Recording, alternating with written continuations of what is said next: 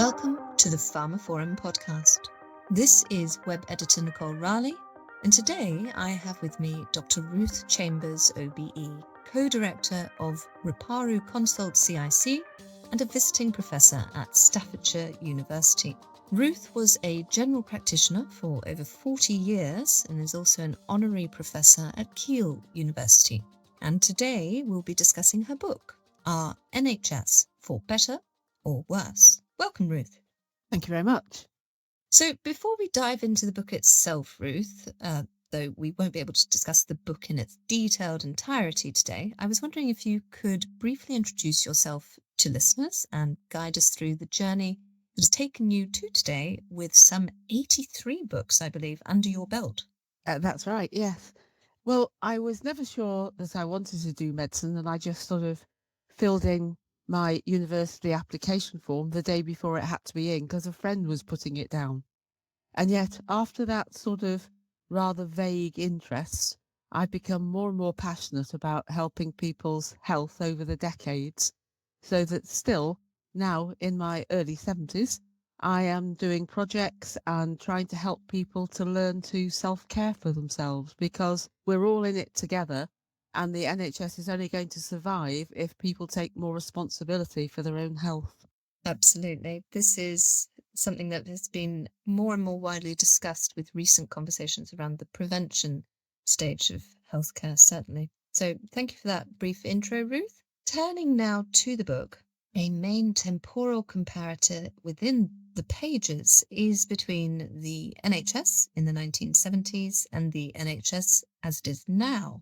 So I was wondering if you could lay it all out for us from the beginnings of the National Health Service in 1948, though many, if not most, are aware of the differences. Well, I think that the role of doctors has changed quite a lot. So when you go back to the 1948 and onwards until about 1990, doctors were the boss and they had paper records. When I became a GP in 1980s, I didn't have to train for it specially, whereas now a GP is seen as a co-specialty alongside hospital consultants. As we come over the last few years, then the work and responsibilities that doctors have taken has been delegated more and more to nurses, and over the very last few years to assistant staff like paramedics and physicians associates working in general practices and in hospitals. So there has been that change in the workforce. There's been very much a change in the fact we've become digital as opposed to written records, and more we hope that people can share their records between hospital, community, general practice and the patients themselves. And I think if we start going back to particular conditions like heart attacks, in my day when I first was a junior doctor in the 1970s, someone with a heart attack would be kept in hospital for 10 or 14 days. Now they try and get them out within 24 hours. So things have changed a lot, either the workforce or the way we deliver the health service. Absolutely. So we will come back to the digital transformation of healthcare, but thinking about change itself, perhaps in a negative capacity originally, the book is, for those unaware, based on your own personal experience, as you've been describing as a GP in the NHS, and it also includes for the discrimination that you faced as a woman. So I wondered if you wanted to expand on this for listeners here, Ruth, and whether there is still existent that sexism and lack of diversity in this regard. Well, when I first started in my medical school in Nottingham, it was the first medical school to recruit 30% ladies as the first year medical student. All the other universities across the UK had a maximum of 10%. Now that meant as those surgeries progress, as the careers progress, that hardly any surgeons were doctors, female doctors, because they were considered that if they applied to be training for surgery, they would not be accepted. And again, maternity leave was disapproved of. I was looking at an old contract I had in general practice many decades ago, and I was allowed a maximum of something like 3 months maternity leave. And if I couldn't get back to work, the partners could agree to dismiss me. And then if you say, well, what's it like now? In the book, there's a cartoon particularly based on a consultant who's in obs and gynae at the moment. And she tells me that even now in 2025, that patients on her ward can look at the medical students who are male trailing behind her and say to her, can she bring a doctor? Or said to them, can they get a nurse, looking at Dr. Fidelma to give them a bedpan? So they still assume that, in Stoke-on-Trent anyway, that the doctor is extremely likely to be a male. And if they see a lady on the ward, she must be a nurse. That's quite shocking, really, isn't it? I mean, there is a wide range of male nurses out there, certainly when I've been in hospital settings. So that, yeah, I go back to the word of shocking. So let's think about this, the healthcare system setting, and this. Let's stick with the negative for a second. If we come seriously back to the present state, there's still this negative with the NHS and the keyword of burden. So I was wondering, as someone who has experienced the NHS firsthand, what you could tell us about the truth of the peak of stress that healthcare workers have to deal with at the moment, aside from the lack of diversity you've been discussing, inclusive, of course, of the exacerbation of the COVID-19 pandemic. Well, really, the stress on, if we say doctors, has been there that I noticed in the 1990s, and I decided to do my PhD on how we observe and help people combat doctors' stress. And at that stage, the kind of work and research I was doing was of such interest that I was trotting across the world presenting my research at doctors' health conferences, and that might have been in America and even over as far as Japan and many European countries. Now, I would say, although it might be different now, it's still there. And when I've looked recently at some of the articles in the British Medical Journal, then the proportion of doctors who have to stay on for an extra 50% working hours than they're paid for is very common. And that causes lots of stress at work about who's taking responsibility for what. How do they get home on time because they've got family responsibilities too? And you've got all the personal stress and work stress all rolled up together and incredibly common. And it's thought to be one of the main reasons why so many doctors are emigrating to work in Australia and New Zealand, because they have a better work-life balance there. Absolutely. So if we think about this sort of burnout, stress, mental health predicament, if you will, if we shift to the patient side, the care of patients within the mental health setting, what about the state of that, both the comparison of how it was and how it is now? I realize there is still a long way to go, but inroads are being made to amelioration.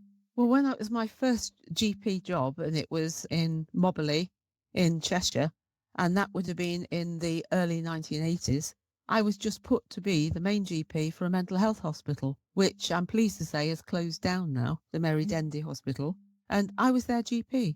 There was a doctor that could be contacted for health psychiatry, but that was very rare. And so many of the patients there had had illegitimate children, and the lady had just been sectioned and kept in that mental health asylum. I'm very pleased to say that that kind of approach to mental health care is far, far better now. And I would say at the moment, one of the key mental health conditions that crops up is dementia, and more we're interested in that. And I noticed that there is now logged as over 500,000 people who've received a dementia diagnosis in England at the moment, out of our population of whatever it is, 66 million, which is a lot of people. So we're much more interested now in dementia, much more interested in sort of proactive care, and much fairer in how we treat patients with mental health conditions. Thank you for that, Ruth. Yes, as you say, as we've been discussing in this podcast, actually, we began with the statement of your focus on self-care and person or patient self-responsibility. And also there is this move to consider, obviously, with the increasing aging population, how care can be applied more effectively within the older population as well. So if we think once more about the benefits of digital transformation in this sort of more encompassing journey, can we go back to your thoughts and perhaps sort of clarify, streamline your thoughts there? Because within the book, you have made very clear points about your thoughts on digital transformation of healthcare. Yes, I think it's got to be the way forward for the NHS to survive. But if we're doing that, we've got to talk about digital inclusion and not miss out the 50% of older people over 80, say, who feel uncomfortable about using digital means to relay private information about themselves, and much prefer a face-to-face consultation. But then there are so many great examples, and in the book I've included the fact that they're doing robot surgery now at our local hospital, and it seems to be becoming more and more common for all sorts of conditions. My husband had robot surgery a few years ago for prostate cancer, and he was out within 1 day and had less side effects afterwards than if he'd had full-on manual surgery. I have done a project to trying to share Alexa Echo shows with people who were disadvantaged, particularly those with health conditions like diabetes and Parkinson's. And they've been like lifesavers, literally. So it has taken a one-to-one explanation of how the Alexa works, but then the people with diabetes we'd set up so they could be reminded to look under their feet once a month to make sure they'd not got any infection or callus starting to grow there, which is quite common as they get older, and it could be treated straight away. And the same with the Alexa for the people with Parkinson's locally.